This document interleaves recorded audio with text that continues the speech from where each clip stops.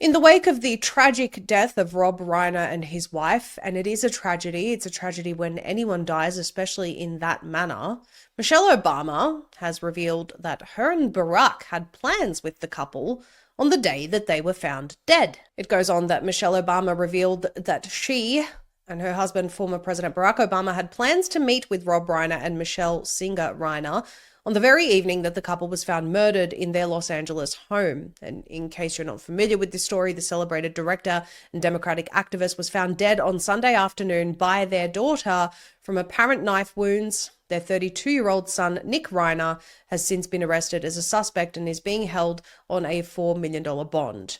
Speaking on Jimmy Kimmel's Live on Monday, the former First Lady revealed that she and Barack Obama had planned to see the Reiners. We've known them for many, many years. We were supposed to be seeing them that night, last night, and we got the news. And then Obama also addressed President Donald Trump's post following the news of the killings, branding Reiner deranged and tortured and struggling, comments that drew widespread bipartisan condemnation. So this is the post from President Trump. We want to go through it. A very sad thing happened last night in Hollywood. Rob Reiner, a tortured and struggling but once very talented movie director and comedy star, has passed away together with his wife Michelle, reportedly due to the anger he caused others through his massive, unyielding and incurable affliction with a mind-crippling disease known as Trump Derangement Syndrome, sometimes referred to as TDS. He was known to have driven people crazy by his raging obsession of President Donald J. Trump, with his obvious paranoia reaching new heights as the Trump administration surpassed all goals and expectations of greatness, and with the golden age of America upon us perhaps like never before, may Rob and Michele rest in peace. An astounding display of a backhanded condolence message, some would say. Now, the reason this has drawn bipartisan criticism is pretty clear, actually, because surely, even at the time of one's death, if we can't set aside our differences, especially under such tragic circumstances, to give some sort of bury the hatchet style condolence message, then what have we become?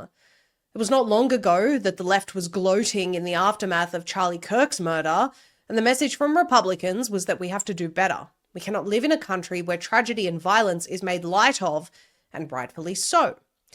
Granted, many people were actually celebrating that horrific murder, so it is, of course, different response here, but the morality or lack thereof behind making light of a tragedy like someone being murdered, enemy or not, is the same.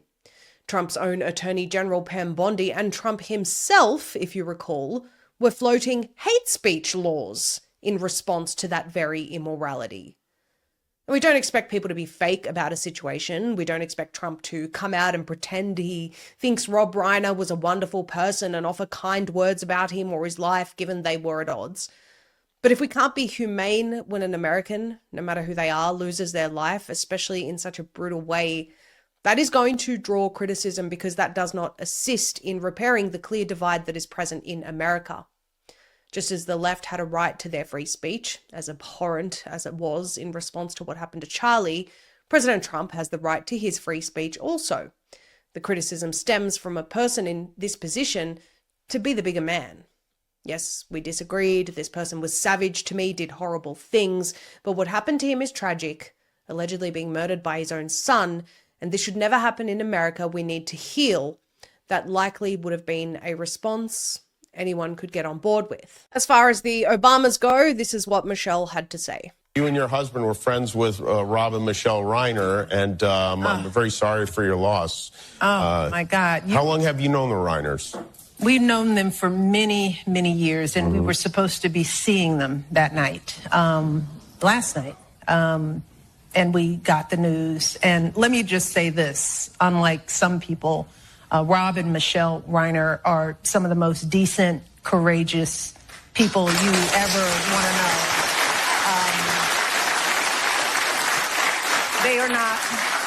They're not deranged or crazed. What they have always been are passionate people in a time when there's not a lot of courage going on. They were the kind of people who were ready to put their actions behind what they cared about. And they cared about their family, and they cared about this country, and they cared about fairness and equity. And that is the truth I do know them. Were they really scheduled to meet with the Reiners? Why didn't they? It's very curious for them to say they were supposed to meet on that day. It's also very curious that Michele doesn't seem overly affected emotionally by this tragedy. Was this just an opportunistic moment for them to appear as the moral crowd? We don't know. Now, Rob Reiner did say some hideous and accusatory things about Donald Trump, and these things have since been debunked as outright false.